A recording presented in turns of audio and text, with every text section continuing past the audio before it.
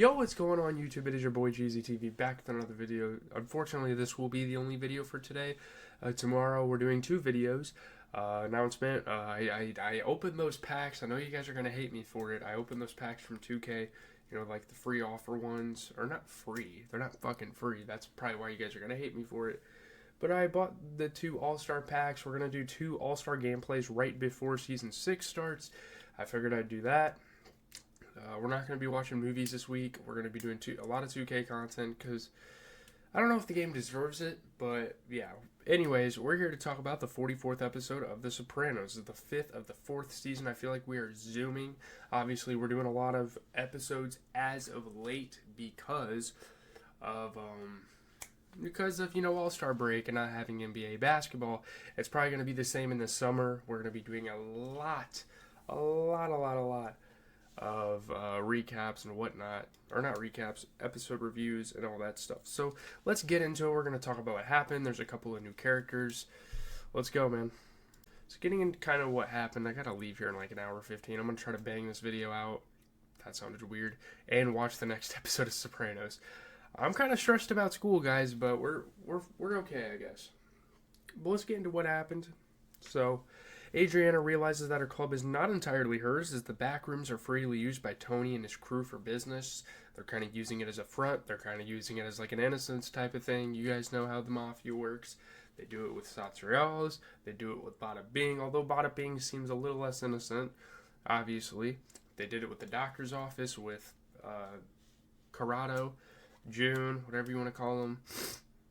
Yeah, it's obviously a very prevalent thing. So her FBI handlers, including her new contact, Robin Sanseverino, are pressing her for information, trying to get it out. That's why they spy on her. That's why they keep in frequent contact with her. Obviously, everyone should know how the FBI works. And we've watched plenty of shows talking about stuff like this as well, or like dealing with this type of situation. The Ozark did it.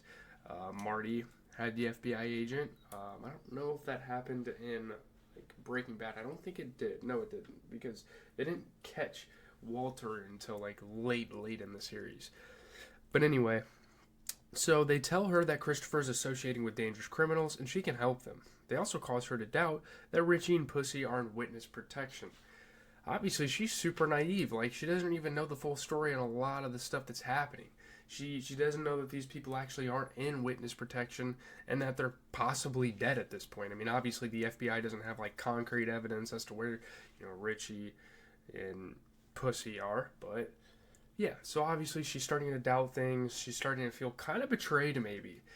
I mean, that's kind of what the FBI's goal is here. So she gives away a little information about Patsy. At home, she relieves stress with heroin. She's going through arguably some of the worst times out of any character on the show right now. That sucks. I mean, that's a lot of pressure. That's your fiance. That's a guy that's really giving you a life, really giving you an opportunity. Obviously, like, may I say illegally, but like, still, it's someone you have to respect, admire, love a little bit. But now the FBI is probing you for information, and sometimes you just have to give in a little bit, Obviously, she shouldn't be telling them explicitly everything he does and all of his associations, but maybe giving them a little bit of a clues, and if he gets caught, it's kind of his fault, sort of thing. I don't know. It's strange. So Janice is insinuating herself into Bobby's family life. She freezes out Mikey Palmice's widow, Jojo, and serves the family Carmela's delicious lasagna, claiming it as her own recipe, which is pretty typical. Like, that seems like something that Janice would definitely do. We're definitely not surprised by that. She urges Bobby to get over his grief as he might lose Junior's support.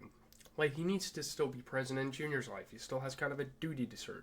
Especially because Junior's an elder. Especially because he's going through a criminal case right now. That's probably the biggest criminal case he's ever faced in his life. And, yeah.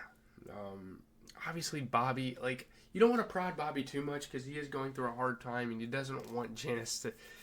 Like, Janice shouldn't have him know that she's, like, kind of manipulating him. I mean, she kind of is, to like gain his love and trust, I guess. But Bobby pulls himself together and completes a neglected task for Junior, meeting with a union shop steward to intimidate him into changing his vote in an upcoming election. Yeah, so he does something for Junior. It doesn't seem like a very major thing. Maybe in the You know, as we start to get through the series a little more, it'll have a little more implications down the line, but yeah. So Tony and Carmela are still bitterly divided about their investments. I don't know why Carmela is so mad. I don't know why she's so worried about this. Because it's not even her money, most of it. She does a little bit for the family. You know, she takes care of the house. She does everything like a traditional wife, like you would think from like the 60s would do. Do I like a cut on my lip? I guess not. I don't know. It really is Tony's money, but I mean, it is kind of blood money too, but I don't know. He refuses to sign the life insurance trust she proposes, having been advised it's too much in her favor. Yeah, like, you don't want to make this one-sided. You don't want to let Carmela manipulate you, like, just out of love for her. Like, you don't want to do that. So, he doesn't. So, she receives a stock tip, but when he comes up with the money, it is too late. Obviously, stocks come and go. You have to invest at target times, like, optimal times to, like, buy in. I'm sure you guys know how stocks work. It's not really, like, you have to be experted in it. It's kind of common sense. But yeah, they kind of missed their cue to buy the stock, obviously, which sucks. But again, does Tony really need to invest? He's got side businesses. He has insurance, pensions, all sorts of things. Obviously, you know, Angie Von Pansera is getting taken care of, all this type of stuff. So Ralphie's racehorse, Pile Mai, wins, and he happily shares the winnings with Tony, who demands a bigger share for the next race, to Ralphie's chagrin. Ralphie's kind of getting a little suspicious here. He's like, well, why do you want more money for this? Tony's obvious real reason is to get the money for his wife so they can start making investments, open a portfolio, get some money for the long term. But, of course, Ralphie doesn't know this, nor he probably shouldn't, because it's kind of fucked up, really. It wasn't even Tony's idea to buy a horse in the first place. Obviously, Tony kind of pitches in and gives him advice, but yeah. So veterinarian's fees pile up, and one night when Pio Mai is very sick, the vet refuses further treatment unless he is paid, which is obviously super understandable and makes sense. You can't really be mad at the vet for doing this. So Ralphie refuses and passes along Tony's number, and he rushes to the stables and pays. Tony takes care of business. He wants a bigger pay. You know, he wants this horse to be successful. He cares way more about this horse than Ralphie does. He's way more passionate, it appears, and so yeah, he pays it. He then goes into the stall and sits with Pio Mai, gently petting and reassuring her, obviously just showing that he cares. Not that Ralphie sees stuff like this, but when he finds out, maybe, yeah, I don't know. So, first appearance, Agent Robin San Severino, who is the FBI agent assigned to handle Adriana. They're going to have a bunch of FBI agents. It's going to become prevalent. As the show goes on, we're going to meet new authority figures like this. So, I mean, not a surprise there.